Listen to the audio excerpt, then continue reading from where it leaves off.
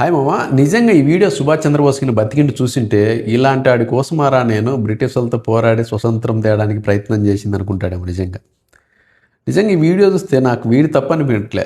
వీడికి ఇంత ఫ్రీడము, మరి ఇంత అతి చనువు ఇచ్చిన ప్రభుత్వం తప్పేమో అనిపిస్తుంది. నిజంగా ఇలాంటి గొప్ప వ్యక్తులకు మనం ఒక స్వతంత్ర భారతదేశంలో మనము ఇవ్వాల్సిన మర్యాదను ఇంత అపకీర్తి పాలు చేసుకుంటూ మనము ఎవరినైతే భవిష్యత్తులో ఇలాంటి వ్యక్తులు దేశంలో పుట్టబోరు లాంటి వ్యక్తులు మన కోసం పోరాడి వాళ్ళ జీవితాలను త్యాగం చేసిన వాళ్ళకు ఇలాంటి లుచ్చానాకుడుకులు ఇస్తున్న గౌరవం చూసి నిజంగా అది కూడా గవర్నమెంట్ తప్పేనేమో. ఎందుకంటే కొన్ని దేశాల్లో వారి యొక్క స్వతంత్రం తేయడానికి పోరాడిన వ్యక్తులకు ఆ యొక్క సుప్రీం అయిపోయింటారనమాట. వాళ్ళు అట్లీస్ట్ వారి గురించి మాట్లాడడానికి కూడా వేరే వానికి అర్హత ఇయ్యరు. కానీ ఈరోజు మాత్రం మనం ఇష్టం వచ్చినట్టు చేస్తాం, ఒక్కొక్కరిని ఒకలా వాడుతున్నాం.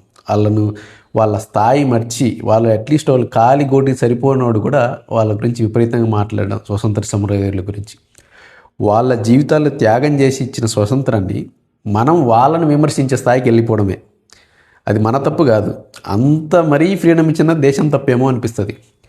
ప్రజలకు ఇవ్వాల్సిన ప్రాథమిక హక్కుల గురించి సుప్రీంకోర్టులు పోరాడుతుంటాయి, కానీ ప్రజలు పాటించాల్సిన ప్రాథమిక విధుల గురించి ఎవడు పట్టించుకోడు. వాటిని అడిగినా పట్టించుకోడు. జాతీయ గీతం పాడకపోయినా తప్పు లేదు, జనగణమన పాడేటప్పుడు నిలబడకపోయినా తప్పు లేదు. ఇలాంటివి వాటిని కూడా ఒక ప్రాథమిక హక్కులుగా ఖచ్చితంగా పాటించాలని పెట్టించే తెలియకుండా జనాల్లో మర్యాద పెరిగేది, దేశం మీద ఒక బాధ్యత ప్రతి ఒక్క పౌరుడికి వచ్చేది. కానీ మనం అది చేయలే. అది మన తప్పు కాదు, అది వ్యవస్థలో ఉన్న లోపాలు అవన్నీ.